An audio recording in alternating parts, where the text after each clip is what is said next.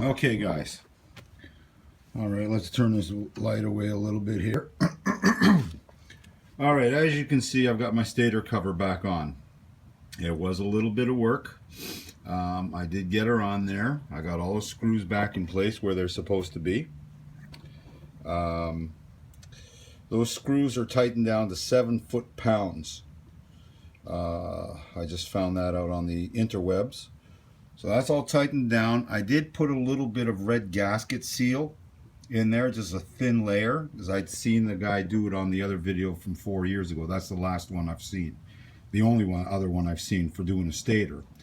So the stator's in. It wasn't as hard to put the cover on as I thought it was going to be. Took a couple short tries, but everything got on there. So now we've got the stator done, put in, nice and easy, relatively easy job. You've seen from my other video, putting it into the stator cover.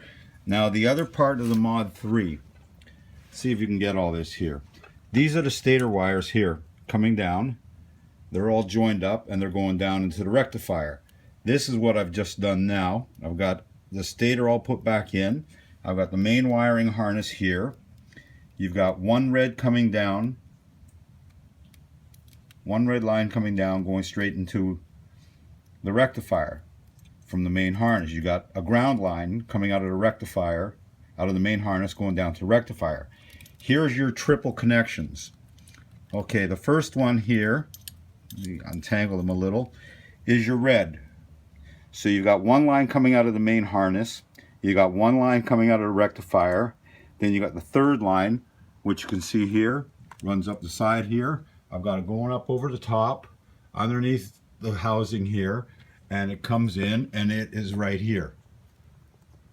Okay, so that's all connected there. I've got the fuse in it. I just haven't got any power to the bike yet. Got a little bit more work to do. So you've got that one done there. Then you've got, coming out of the wiring harness, you've got the one line here. You've got another line coming out from the rectifier, another ground line, and then you have the third line, your triple connection, which is this one here, which is going to be connecting up to this slave bolt right here shortly. So it's basically relatively easy wiring if you've got some mechanical aptitude and you're willing to read and listen to other people.